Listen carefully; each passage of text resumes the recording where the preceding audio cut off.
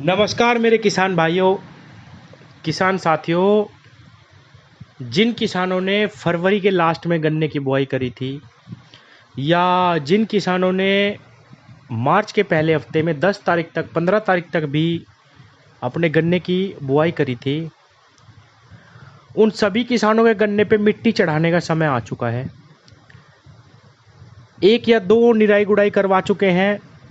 Proper जो खरपतवार है वो समाप्त हो चुका है। किसानों के जो अगेता गन्ना है उसमें अब ज़्यादातर किसान भाई लास्ट जुताई करके उस पर मिट्टी चढ़ाने की सोच रहे हैं। तो किसान भाइयों, कौन कौन से ऐसे खाद हैं जो हम लास्ट जुताई पे हमें डालने चाहिए? क्योंकि किसान भाइयों, इसके बाद आप मिट्टी में कई ऐसे खाद हैं जो नहीं डाल पाएंगे। अगर डालते हैं उनको तो आपको अच्छे रिजल्ट नहीं मिल पाएंगे। तो लास्ट में आप मिट्टी में कौन कौन से अच्छे खाद हैं जिनको आपको मिला देना चाहिए, ताकि हमारा जो गन्ना है, अब हम खाद नहीं डालेंगे बहुत लंबे समय तक। जब हम मिट्टी चढ़ा देंगे तो हमारे पौधे को सारा का सारा पोषण मिलता रहे काफ़ी लंबे समय तक।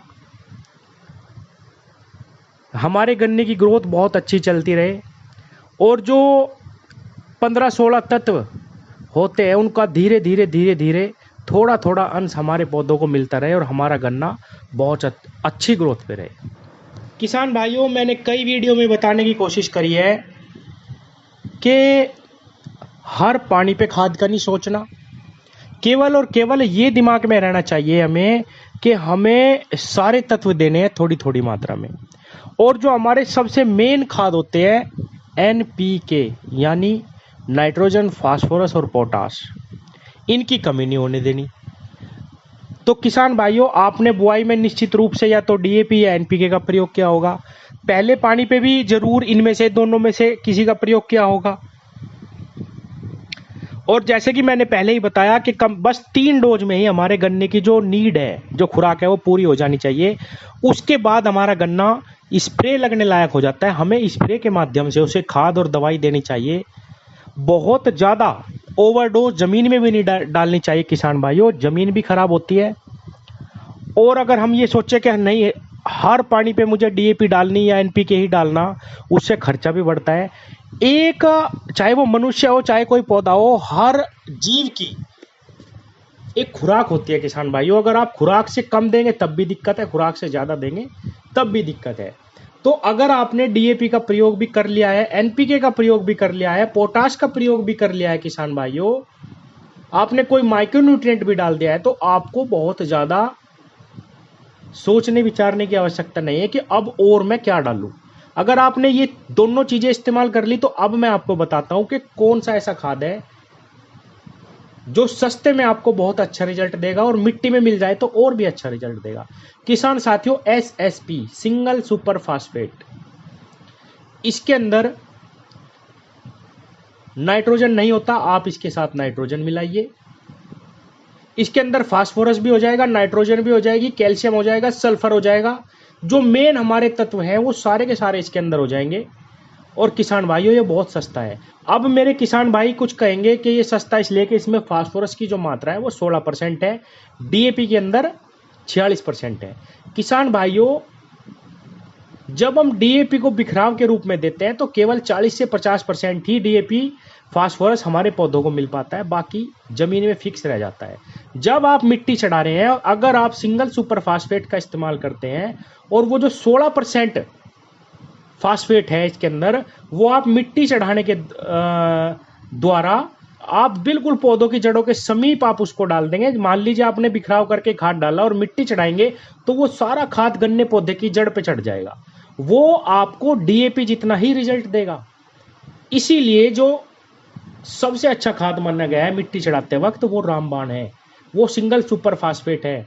आप किसी भी कंपनी का ले सकते हैं और इसके अंदर आपको कैल्शियम और सल्फर भी मिलेगा, आपको अलग से अतिरिक्त देने की आवश्यकता नहीं है।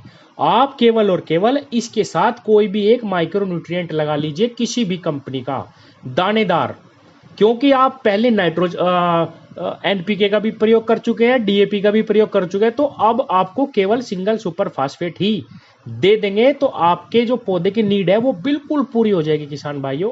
और इसके साथ आपको अतिरिक्त 2 खाद मिलेंगे।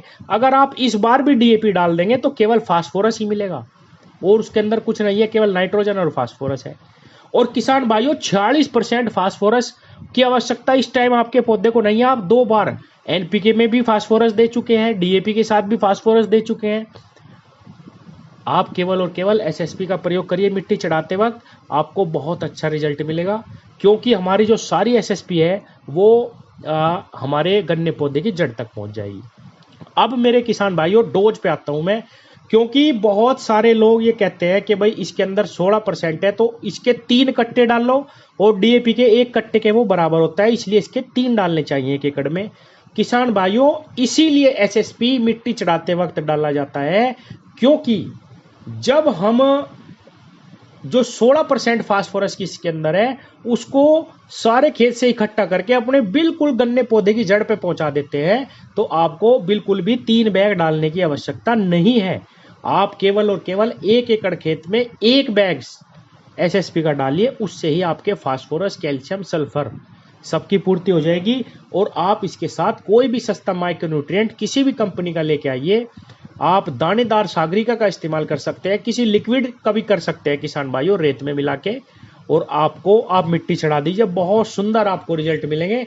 क्योंकि मिट्टी चढ़ाते वक्त जब भी हम खाद का प्रयोग करते हैं वो सारा खाद हमारा मिट्टी के साथ हमारी गन्ने पौधे की जड़ पे पहुंच जाता है।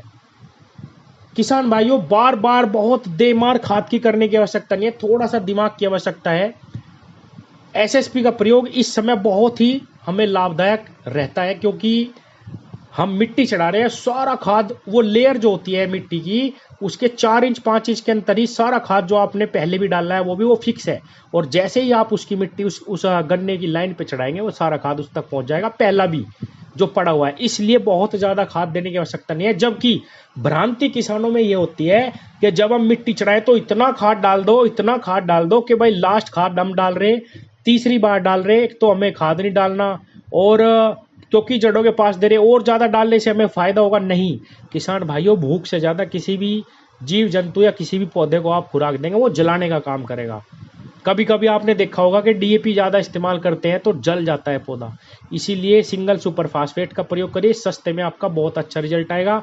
1 एकड़ में 1 बैग सिंगल सुपर फास्फेट के साथ यूरिया 25 से 30 किलो मिलाकर दीजिए, और एक कोई भी माइक्रोन्यूट्रिएंट, आपके जो गन्ना फसल है वो पूरी तरीके से लहरा जाएगी और किसी भी खाद की डेफिशिएंसी नहीं रहेगी किसान भाइयों। धन्यवाद।